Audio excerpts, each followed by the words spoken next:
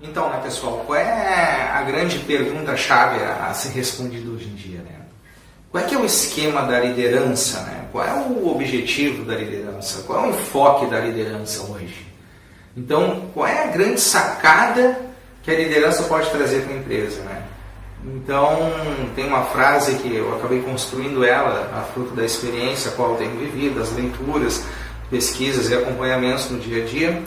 E eu meio que defini que o grande esquema da liderança é fazer com que as pessoas queiram fazer aquilo que consideravam improvável. Ou seja, é fazer com que os caras queiram trabalhar por conta própria, entendeu? Que eles queiram fazer as coisas porque precisa ser feito. E outra, fazer com que eles realmente tenham a vontade de fazer, entendeu?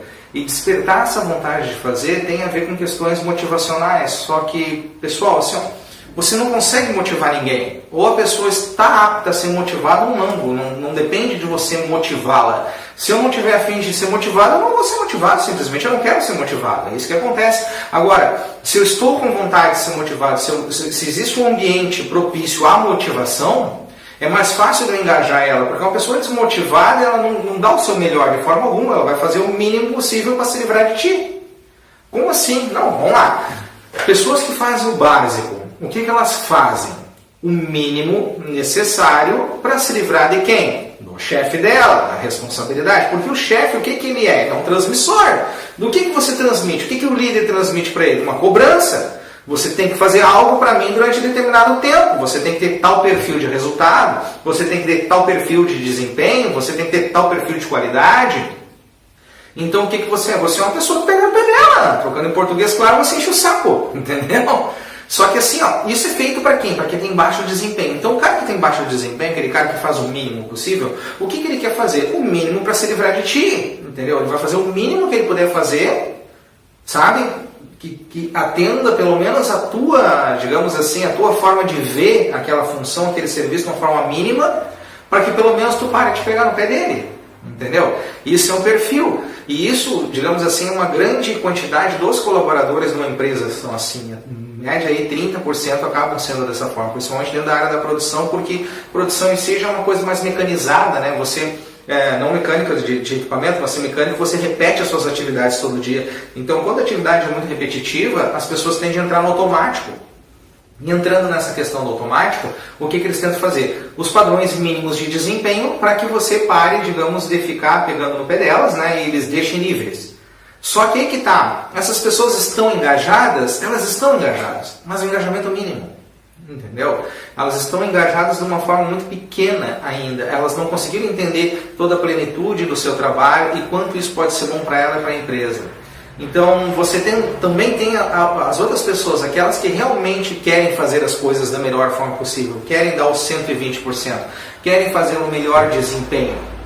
Mas isso não é os 70% que falta ali, é mais ou menos 60%, porque tu tem 10% que não está a fim de fazer nada, entendeu?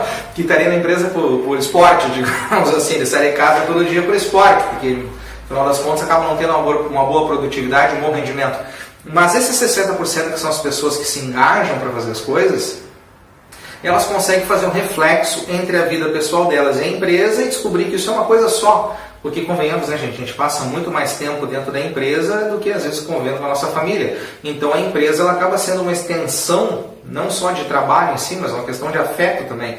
Porque a gente acaba se relacionando com os colegas e criando laços, e esses laços são importantes. Principalmente para a gente manter o trabalho de equipe e o engajamento. Porque o trabalho de equipe, a grande base dele, é se importar um com o outro, de forma que a gente tenta fazer o nosso melhor trabalho possível, para que a gente consiga, digamos assim, não ter incomodação dentro do nosso setor, sabe? Tu me ajuda, eu te ajudo, nós dois nos ajudamos e nós dois vamos fazer a melhor coisa possível. E esse que é o princípio do trabalho de equipe, a gente trabalha uns pelos outros, né? A gente trabalha em função de um propósito maior, que é entregar alguma coisa dentro de algum prazo, é atender uma necessidade de um cliente, uma necessidade do próprio líder, uma necessidade que a própria equipe tem. A equipe é muito isso, já o grupo não, o grupo ele é mais voltado a realizar uma tarefa, vamos fazer um grupo de ação, a gente vai se juntar para fazer aquela atividade. Só que aquilo não existe uma conotação emocional coletiva de nós todos, existe, digamos, uma comoção para realizar algo. Terminou aquele algo, deu, acabou, o nosso vínculo termina, não sou responsável pelo teu sucesso futuro. E já na equipe não.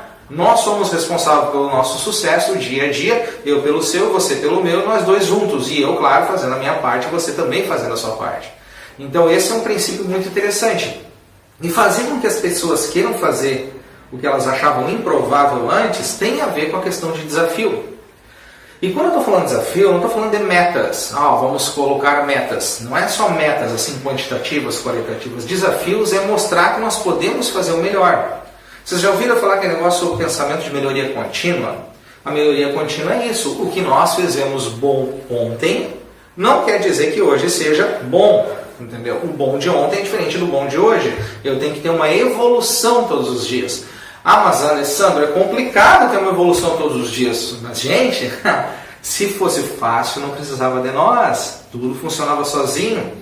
Se não tivesse problema dentro de uma empresa, não precisava da liderança. O que a liderança é, cara? A liderança maior, digamos assim, resolvedor de problemas. É você que resolve os problemas. E a liderança, quanto mais perto das linhas de operações, das linhas de execução, mais conhecimento técnico ela precisa ter, porque as demandas são mais técnicas. As pessoas te procuram para resolver problema técnico, muitas vezes, problema do dia a dia. E quanto mais você sobe na hierarquia da liderança, mais estratégicas são suas decisões, mais impacto no todo acaba tendo.